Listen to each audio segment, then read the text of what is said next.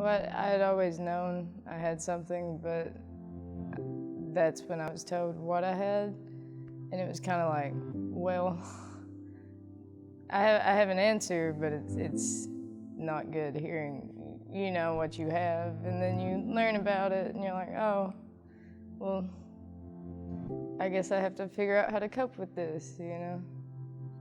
As soon as I had my baby, I started feeling doom. I started feeling like I couldn't take care of my child. I felt really nervous. I felt like I couldn't eat. I was nauseated. I was vomiting. And I went probably 3 sessions, and that's when I felt comfortable enough to mention that I was suffering from depression. Like, you know, just like it wasn't having a bad day. It's like I don't want to get up. Like I really, like there's times like I'm just like, why am I still here? And then like about a month later, you know, I admit classes kind of swept me away, so I didn't really get to go back immediately. My first thoughts, I was relieved because I finally had a name for what was going on, but at the same time I was scared because there is such a stigma against mental health where we live.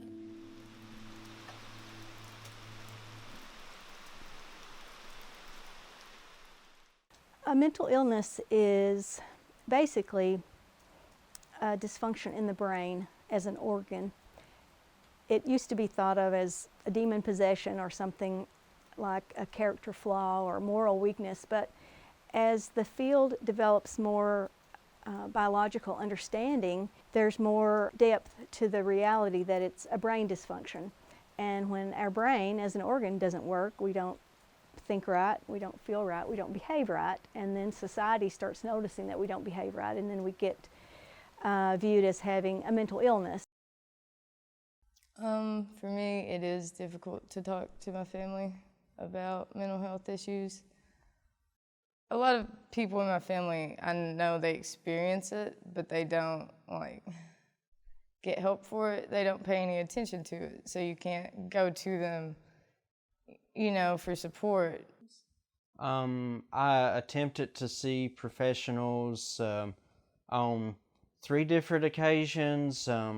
Once was at my very first semester in college. I'd found it more stressful than I was anticipating, so I started talking to somebody, and you know, all throughout my life, like I was taught to be against seeing professionals. You know, like I have a family member that just doesn't believe in that, so I had to keep it extremely hush hush. Well, when I had postpartum depression, I didn't have a hard time talking to my family, but my husband's family. Because they had some people in their family that had the same thing, and some of them gave their children away.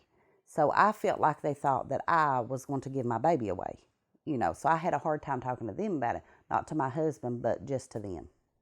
I have struggled with suicidal thoughts. When my child was born, when I had postpartum depression so bad, I thought that I could not take care of him. I'm sorry. I thought I couldn't take care of him.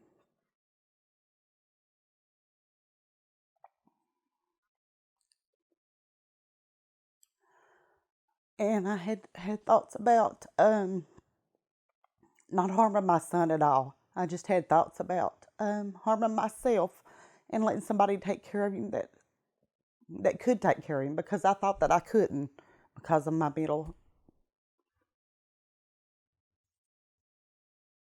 mental state at that time.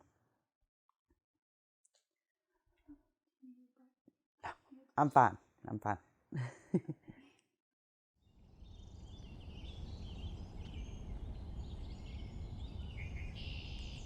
I was talking to a close friend who is friends with the psychologist, and he mentioned something that I told the psychologist, and I'm like, where'd you hear that? And he's like, oh, I heard you were talking to other people about that, and I knew that the professional, that was the only person in the world I told. So, you know, I mean, you know, I can put two and two together. So that broke my trust for multiple years. I first went to my friends that I had at the time, and I was like, hey, I'm feeling like this.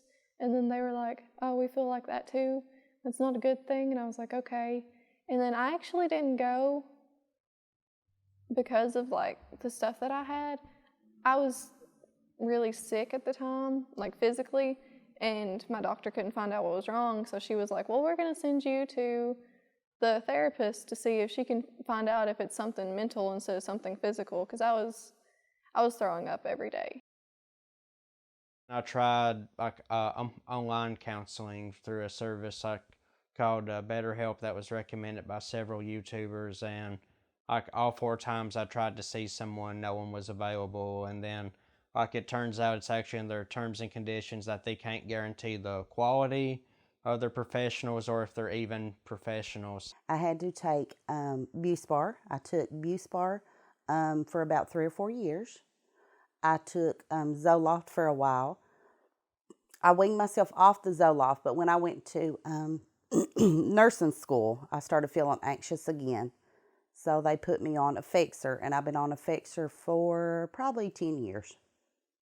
I went to therapy. There was group therapy there. People with mental health illnesses, probably 6 or 7 would get in a group, and they would talk about their disorder, how it made them feel, what medication they were on. It varies from person to person, but I tell any new person that I see that it could be 6 to 8 months before we find the right medication for them. That involves the process of determining what it is that's going wrong, of course. But even then, there is a bit of an educated trial and error period because we have groups of medications to draw from, but there's still a lot of individuality physically and emotionally with people. They gave me this one, it was for depression. I took it once and I was so sick, so nauseous that I couldn't even sit up in bed. And I had to sleep for hours because I felt so nauseous. And then there was another one that I got a rash on my forehead, and it started down the side of my face and onto my neck. And when it got to my neck, I called her and I was like, hey, this is concerning. And she was like, oh yeah, you need to stop that. And then some of them fight each other.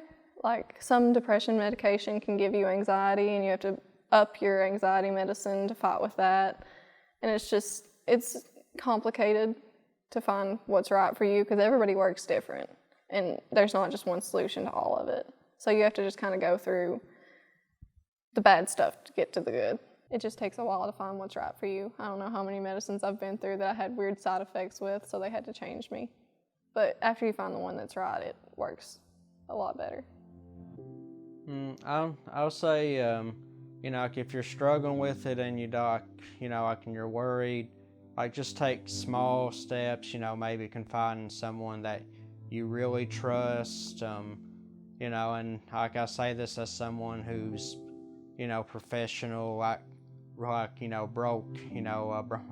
that trust, and, that's just like a real small minority. So, if you're not comfortable with that, professionals, talk to someone you trust, just get used to being okay with talking about it, and like once you're able to talk about it and express yourself, like a lot of its power is gone, and you can actually start getting treatment to help manage it. It's good to know that there's other people with the same mental issues that you have. But I have someone that I can talk to for support because they go through it as well, and that's always a great thing to have. I wish people knew that even though you do have a mental illness, you're still completely normal, and it's more common to have something mentally wrong with you than not. It's just that people don't want to talk about it. Anytime that you feel like that you are getting depressed, or if your parents say that you are getting depressed, or notice a change, make sure they take you to counseling. Make sure they take you to a doctor. There is nothing wrong. You should not be embarrassed to tell anybody that I am depressed.